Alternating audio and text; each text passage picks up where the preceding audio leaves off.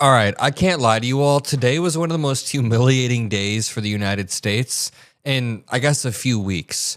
The President of the United States is a crypto scamming, market pumping, pathological liar who seems to have made up a fake deal, a fake negotiation in order to trick the American people, trick investors, and try to temporarily pump up oil prices to hold up a falling market. I'm not even joking. This is so incredibly embarrassing. Let's start off with the breaking news that we just got moments ago. A source familiar with the details told Jerusalem Post that the deployment and arrival of U.S. forces are proceeding as planned. We have currently planned 2,500 Marines, approximately 2,000 sailors, 3 amphibious ships, and 3,000 paratroopers headed to the Middle East, not exactly to do boots on the ground. We don't know what they're doing yet, but you can reasonably assume that they are gearing up for some sort of military operation, meaning the 4 to 6 week deadline Donald Trump planned is going to be blown through, meaning Trump's claims today that they're close to a deal, that it's almost over, going to be blown through. We are continuing to up our presence, and I think we will likely go boots on the ground over the next few weeks as we continue to escalate. But this brings me on to the pumping and dumping being enacted by the President of the United States. I mean, today, he's falling asleep at press conferences. He's in Graceland, ranting about Elvis, I believe maybe visiting Elvis's old home or doing something of the sort. But while this is happening, which I want to show you in just one moment, we learn that this morning, 5 minutes before Trump's announcement to halt the attacks on Iran, massive trades reportedly hit the market. In one move, $1.5 billion of S&P 500 futures was bought, while $192 million in oil was sold. Those orders were 4 to 6 times larger than anything else at the time. The trader seemingly made huge gains, unusual.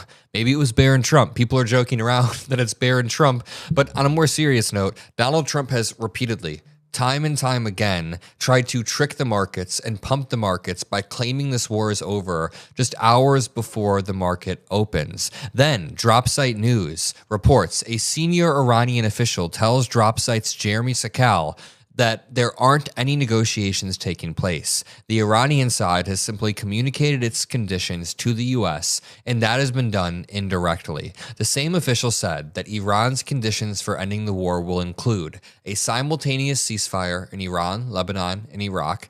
On missiles, the official said, given its defensive nature in countering Israel, this program will continue unchanged with increased intensity in the event of a ceasefire.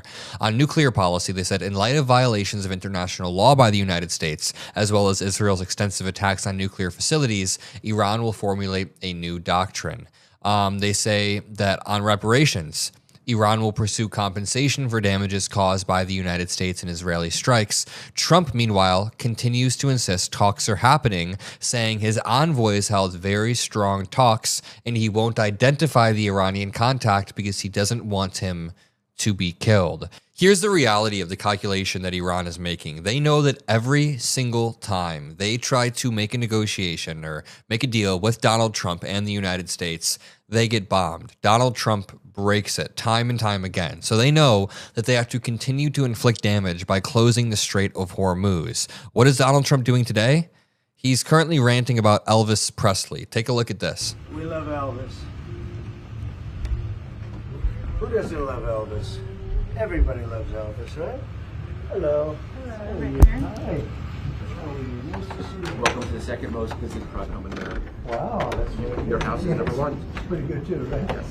It's very nice to see you.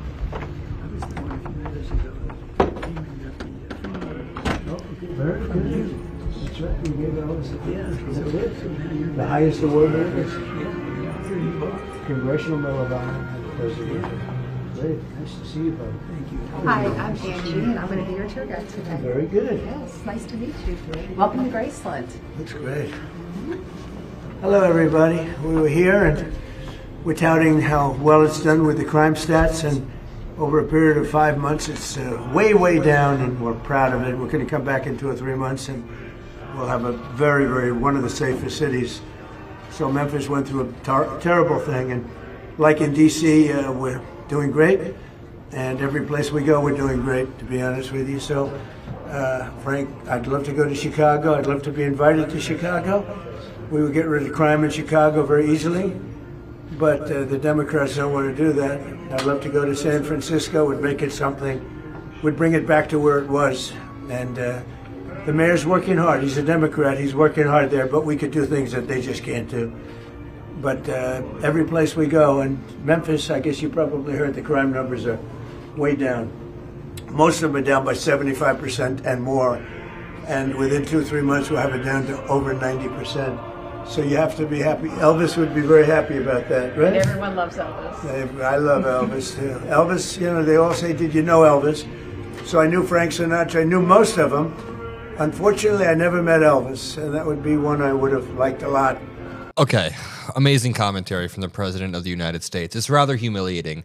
Violence is not down 75% in Memphis or anywhere across the country. There has been a noticeable decline since COVID, and over the course of 2024 and 25 and 26, yes, there is a trend down, but it's roughly 20% according to the Memphis, Tennessee crime stats. But just to continue, I can confidently say that Trump is the most embarrassing president of all time. It is humiliating that the President of the United States had to get called out by Israel and Iran for lying about a potential deal. Israel just this morning had a spokesperson come out and say, hey, Donald Trump was lying about his negotiations. You know it's bad when Israel is calling out Donald Trump for the lies. Let me show you this post right here. Tommy Vitor says, Israeli officials are accusing Trump of trying to manipulate oil and stock markets. And as Yalda Hakim says, an Israeli security establishment source says, quote, I'd approach this cautiously with a grain of salt.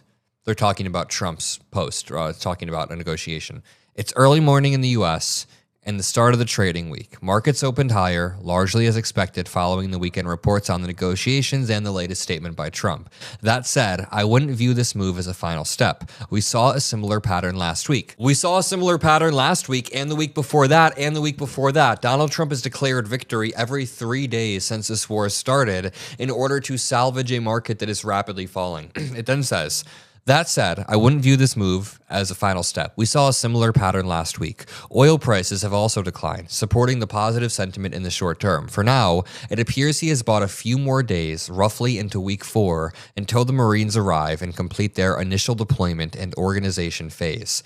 That is the key right there. It appears he's bought a few more days into week 4 until the Marines arrive and complete their initial deployment. That brings me back to the arrival of the Marines, of the sailors, of the ships, and the paratroopers that are all being mobilized to the Middle East. Trump is trying to lie to calm markets down so he doesn't lose his shit, lose all of his seats in the midterms due to the markets in a frenzy and due to oil prices spiking. He's trying to manipulate global oil markets in the same way he has manipulated his own cryptocurrency markets in order to scam the American people. Only this time it's happening on the global stage and Israel is calling him out. So it's sickening. And if you go back to what I said at the beginning of this video, the President of the United States is a crypto scamming, market pumping and dumping pathological liar. I'm going to leave it there. If you appreciate these videos, drop a like, subscribe. I'll see you in the next one, and peace out.